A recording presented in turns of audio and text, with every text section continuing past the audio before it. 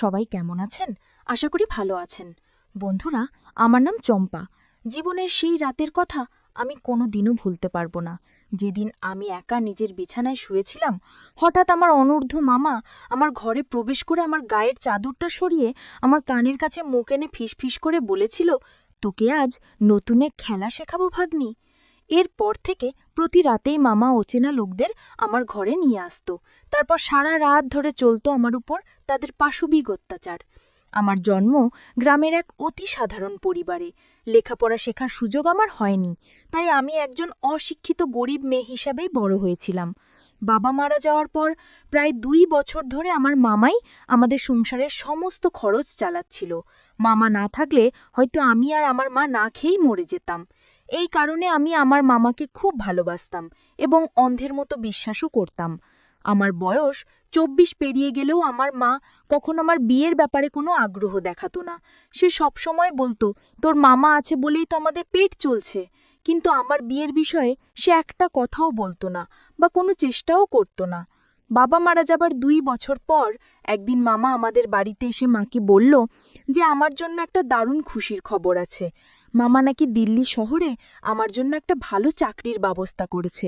এই কথা শুনে আমার মা তো আনন্দে আত্মহারা, কিন্তু আমি ভেতরে ভেতরে খুব ভয় পেয়ে গিয়েছিলাম।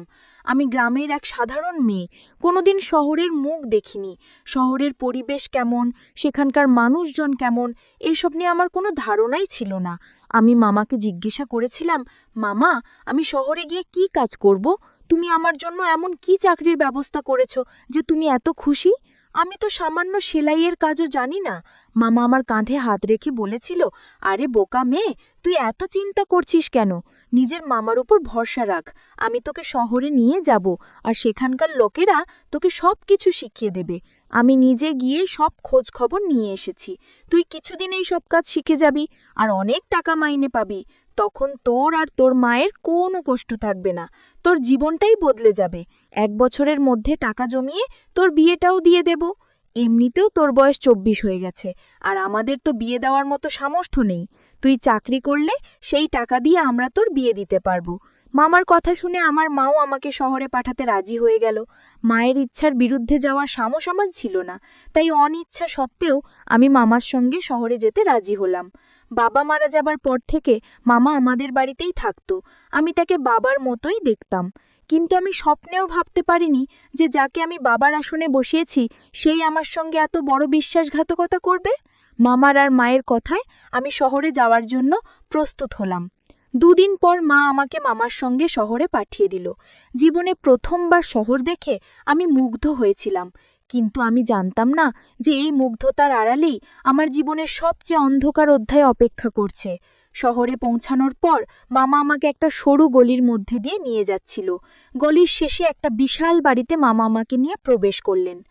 কিছুক্ষণ পর দোতলা থেকে বেশ মোটা এক মহিলা নেমে এলেন। তার সঙ্গে আরও ২-৩ জন পুরুষ ছিল। মহিলার মুখে ছিল পান, আর কপালে শোভা পাচ্ছিল টকটকে লাল এক বড় টিপ। তার সাজ পোশাকও ছিল বেশ অদ্ভুত ধরনের। খোপায় গোজা ছিল লাল ফুল, আর সারা শরীরে ছিল ঝলমলে গয়না।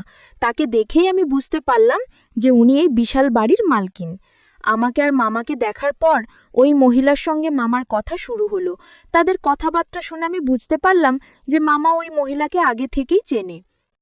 এরপর মহিলাটি আমার আপাদমস্তক খুঁটিয়ে দেখতে লাগলো এবং মামাকে বলল, কিরে, এত বেশি বয়সী মেয়ে নিয়ে এসেছিস? তুই তো জানিস আমার এখানে ২০-র পর আর কোনো দাম থাকে না। আমার এখানে কাঁচা বয়সের মেয়েদেরই চাহিদা বেশি। আমার মামার নাম জহির। তখন আমার মামা ওই মহিলার সামনে হাত জোর করে বলল, মালকিন, আমার ভাগ্নি একেবারে খাঁটি। আজ পর্যন্ত কোনো পুরুষের ছোঁয়াও লাগেনি।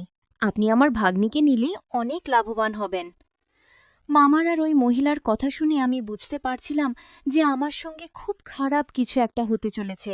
আমার মামার কথা শুনে ওই মহিলা মামার হাতে নগদ ৫,০০০ টাকা দিয়ে বলল, এর থেকে একটা টাকাও বেশি দিতে পারবো না।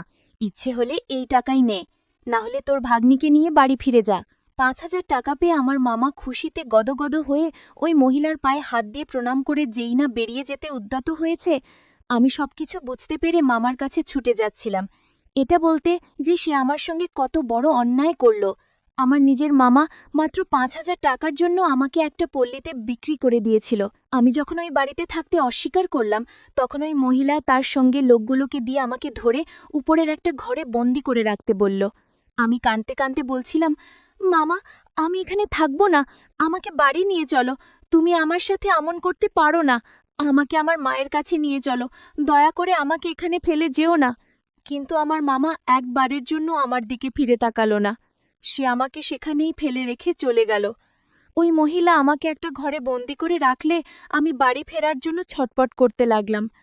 আমি ভয়ে চিৎকার করে কাঁদতে শুরু করেছিলাম। আমি স্বপ্নেও ভাবতে পারিনি যে আমার নিজের মামা আমাকে শহরে আনার নাম করে একটা পল্লীতে বিক্রি করে দেবে। সারাদিন আমাকে ওই ঘরে বন্দি করে রাখা হলো।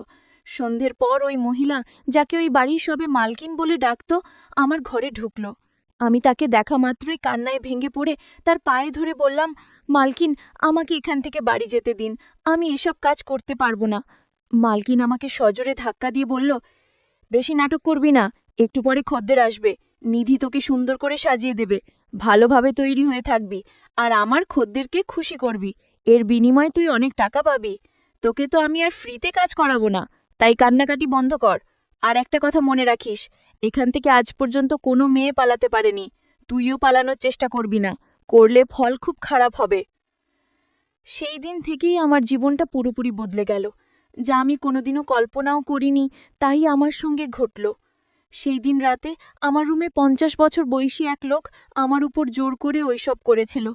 লোকটা যখন আমার ঘরে প্রবেশ করেছিল, তখন আমি তার সামনে হাত জোর করে অনেক অনুনয় বিনয় করেছিলাম, কিন্তু সে আমার কোনো কথা শোনেনি। সেই রাতের পর থেকে আমি অনেকবার ওই পল্লী থেকে পালানোর চেষ্টা করেছি, কিন্তু পারিনি।